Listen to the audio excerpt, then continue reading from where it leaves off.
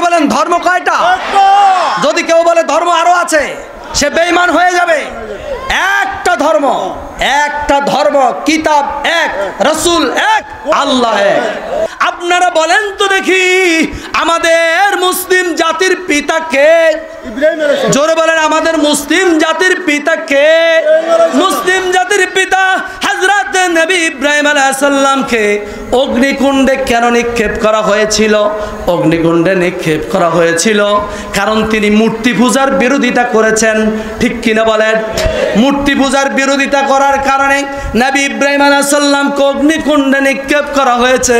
মুহাম্মদুর রাসূলুল্লাহ সাল্লাল্লাহু আলাইহি ওয়াসাল্লাম রাতের গভীরে মক্কা শরীফ থেকে মদিনাতুল মুনাওয়ারার দিকে কেন হিজরত করেছেন? কি কেন তিনি গারে হেরাতে লুকিত ছিলেন?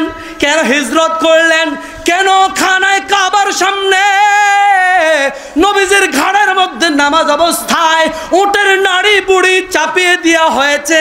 কেন নবীজির গলার মধ্যে ওই কাপড় দিয়ে পাশ দেওয়া হয়েছে? এই মূর্তি পূজার বিরোধিতা করার কারণে, মূর্তির বিরোধিতা করার কারণে। কিন্তু আফসোসের বিষয়, এই সোনার বাংলাদেশে হিন্দুরা থাকবে, খ্রিস্টান থাকবে, ইহুদি থাকবে, কোনো সমস্যা নাই। কিন্তু আমার ভাই, তোমরা যারা মুসলমান, তোমাদের জন্য আমার লজ্জা লাগে। তোমরা যারা সেই মূর্তি পূজার অনুষ্ঠানে হাজির হয়ে হা করে তাকায়া থাকো, সেখানে তোমরা দেখতে যাও, সেখানে তোমরা যাচ্ছ। কেন যাচ্ছ? তোমার সেখানে কাজ কি? তুমি মুসলমান, তোমার নবীর উপরে অত্যাচার করা হয়েছে। তোমার মুসলিম জাতির পিতা ইব্রাহিম আলাইহিস সালামকে অগ্নিকুণ্ডে নিক্ষেপ করা হয়েছে। তোমার নবী মুহাম্মদ সাল্লাল্লাহু আলাইহি সাল্লামকে এত কষ্ট দেওয়া হয়েছে। এই মূর্তি পূজার বিরোধিতা করার কারণে এই দেশে চলবে, যার যার ধর্ম সে পালন করবে, কোনো অসুবিধা নাই। কিন্তু তুমি কেন যাচ্ছ? তোমার খবর নাই তুমি যে মুসলমান। আজকে মজলিসে কয়জন খ্রিস্টান আছে? কথা বলে না। এই মজলিসে কয়জন খ্রিস্টান আছে? কয়জন হিন্দু আছে? কয়জন ইহুদি আছে? তোমার অনুষ্ঠানে তো তারা নাই। তাদের অনুষ্ঠানে তুমি কি করতেছো? ওটা তো তোমার অনুষ্ঠান না। তুমি যদি মূর্তির দিকে তাকাও, আর যদি সামান্য একটু মহব্বত সেই অনুষ্ঠানের প্রতি সৃষ্টি হয়, আর যদি কেবল একবার মনে মনে বলো অনেক সুন্দর অনুষ্ঠান, তুমি বেঈমান হয়ে যাইবা, তুমি ঈমান হারা হয়ে যাইবা। তোমার খবর নাই, তোমার খবর নাই। তুমি যে মুসলমান, তোমার খবর নাই। তুমি যে মুসলমান, তোমার খবর নাই। যদি তোমার খবর থাকতো, তুমি মূর্তি পূজায় যাইতা না। তুমি আবু বকরের জাতি, যদি তোমার খবর থাকতো, তুমি মানুষের হক নষ্ট করতা না। যদি তোমার খবর থাকতো, তুমি চুরি করতা না। তুমি যে মুসলমান, এটা তুমি ভুলে গিয়েছো। যদি তোমার খবর থাকতো, তাহলে তুমি মাদকাসক্ত হইতা না, মদ খাইতা না। যদি তোমার মনে থাকতো, তুমি সন্ত্রাস হইতা না। তোমার নবী তো সন্ত্রাস, উম্মতের নবী না। সন্ত্রাসী করা, ধোঁকাবাজি করা, বেবিচারি করা, অন্যায় করা, অপরাধ করা, চুরি করা, পরের হক নষ্ট করা, পরের উপরে জুলুম করা, এগুলো উম্মত মুহাম্মাদের কোনো চরিত্র হতে পারে না। বেয়াদবি করা, এগুলো উম্মত মুহাম্মাদের কোনো চরিত্র হতে পারে না।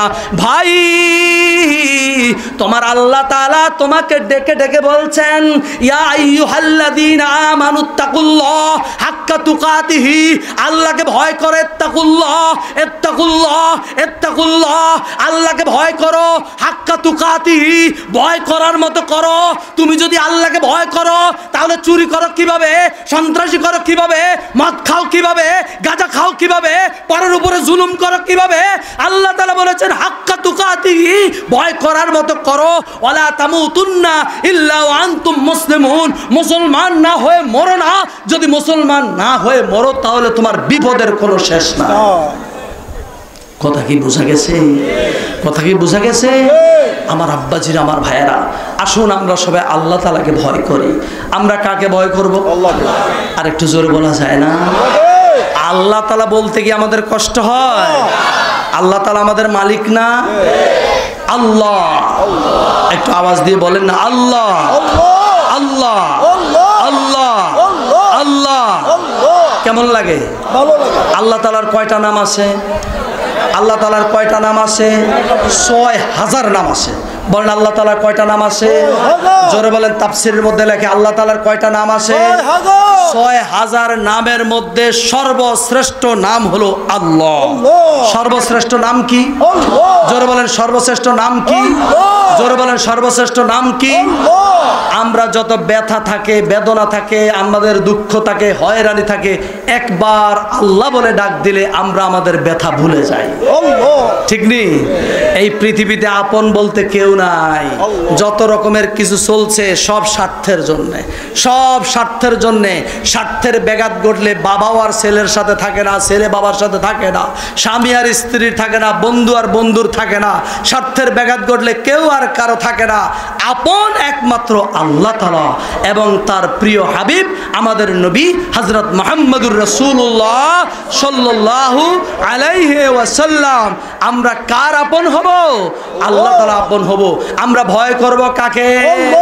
যেই ব্যক্তি আল্লাহকে ভয় করবে তার পৃথিবীতে আর কাউকে ভয় করার দরকার নাই। ওসি, ডিসি, এমপি, মন্ত্রী যত আছে কাউকে তার ভয় করার দরকার নাই। মাতবর, সন্ত্রাস যত আছে কাউকে ভয় করার দরকার নাই, কারণ সে আল্লাহকে ভয় করে। কারণ সে কাকে ভয় করে? আল্লাহকে ভয় করে। আল্লাযীনা আমানু ওয়া কানু ইয়াত্তাকুন লাহুমুল বুশরা ফিল হায়াতিদ দুনিয়া ওয়া ফিল আখিরাহ লা তাবদীলা লিকালিমাতিল্লাহ। এটা কি আমার কথা না আল্লাহ তাআলার কথা?